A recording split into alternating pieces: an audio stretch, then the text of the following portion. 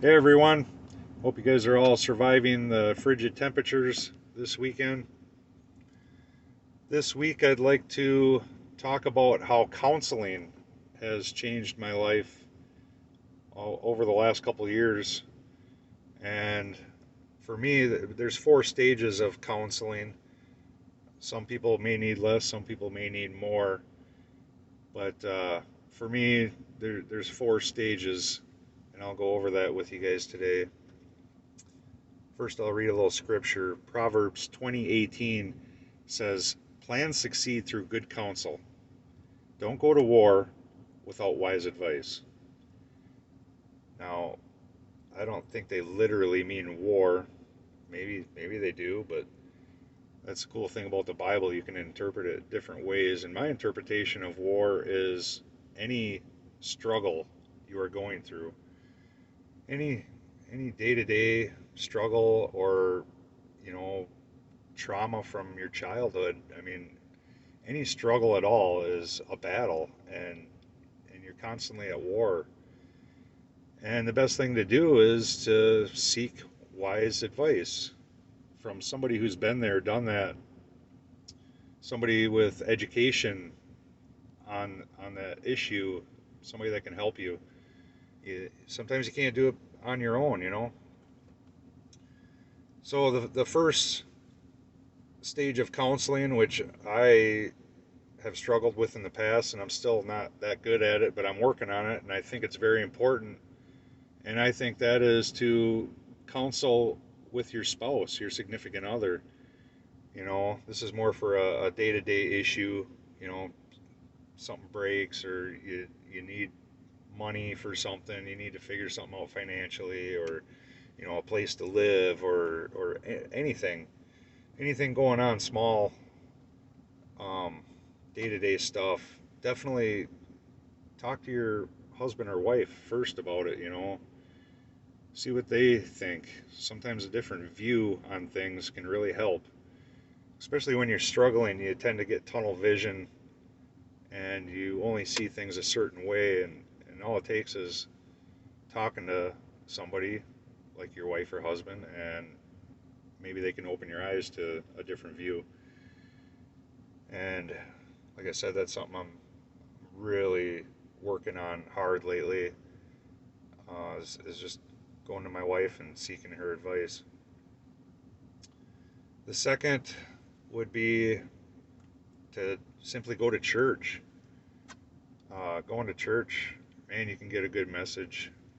Um, it's kind of generic, they're preaching the same thing to hundreds of people, but everybody can take something different out of it. And if you keep your eyes open and look at different perspectives, you can really get something personal out of it. Um, my wife calls it a aha moment, when the pastor says something and you're like, oh yeah, that I know exactly what they're talking about, and just they can help you, And I've told everybody, non-believers especially, but anybody, I've said this so many times. I've never left church feeling worse than when I got there, and that goes for cell group and counseling too. Going to see a licensed therapist. I've never left feeling worse than when I got there, which means you have nothing to lose other than a little bit of your time. What's the worst that'll happen? You waste an hour or two of your time. Big deal. You're not going to feel any worse than when you got there. I can promise you that. That is a promise. Um, I usually feel a lot better leaving church than when I get there. But there have been times where I didn't really feel much different, but never felt worse. The third would be counseling through the pastors at your church. My pastors are awesome. Pastor Bob's been working with me for a couple of years now. Um, they can, get rid of demons, help you with your past. I've never left Pastor Bob's office feeling worse than when I got there. He's always got some good advice and a little conviction. He'll put you in your place, and tell you where you've been wrong and what you're doing wrong. And sometimes it hurts to hear that, but it's worth it. You got to get that stuff out. You got to get that junk out, like he would say. So, um, I remember one time leaving Pastor Bob's office, and there was a few of the elders still hanging around in the church there, and one of them, a friend of mine, Dwayne, came up to me, and he knew I'd gone through a pretty rough session, and he says, "How do you feel now?" And I said, "I feel a lot better than when I got here." And he says, "Yeah, it's like taking vitamins for your soul." And those words have always stuck with me since then. This was, I don't know, a year and a half ago. It's like taking vitamins for your soul. Um, you need to, just like your body, you need nutrition. Your body needs nutrition, so does your soul, so does uh, everything. Everything needs vitamins and energy and life. And going to see the pastor one on one can really change your life for the better. And you don't really have to even be going through anything, which I should make a good point about. Um, you don't have to be going through trauma or going through a divorce or battling addiction or anything like that. I mean, you could be perfectly healthy, and it doesn't hurt to get advice on, maybe you just want to better your life a little bit. It doesn't hurt to talk to somebody. They'll help you. They'll help you reach your goals. If that's something you're struggling with. There's nothing bad that can come out of counseling. Nothing but good.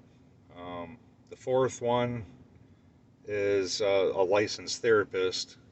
If you gotta get to that level, which I recommend too. Even if you don't really have any past traumas, which most of us do of some sort. I don't know too many people that are that perfect. Um, but yeah, even if life is going good, it's like maintenance. It's like taking your car in. You don't wait till it's broke to take it in. You go in and get some scheduled maintenance done. You know, go in and get your oil changed and rotate them tires. It doesn't hurt, even if you're perfectly healthy mentally and spiritually. Go in and get a tune-up. It doesn't hurt at all. So, taking vitamins for your soul. Remember that. And if you're struggling, for sure I would recommend it. But like I said, if you're healthy, it ain't gonna hurt nothing. So I highly recommend it. It's changed my life.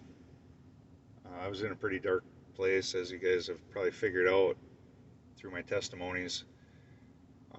I'll go into some of the deeper stuff, some of the traumas, and future testimonies that I have planned for you guys.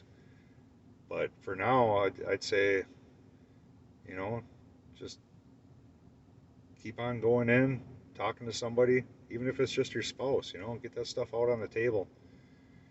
And you'll feel a lot better when you do, I promise. So we'll see you guys next week. I think I got a pretty good one lined up for next week. You guys will like it. A couple weeks ago, I talked about the snowmobile accident, broke my neck, almost died. I think I did die. God brought me back to life. And after that, I went through a brutal divorce, and I think I'm gonna continue that story. That's a pretty good story from 11, 12 years ago. So we'll get into the divorce and then get into the drug abuse. I'll cover a lot of stuff over the next 11 months. So stay tuned. You guys are gonna like it. God bless you, and we'll see you next week.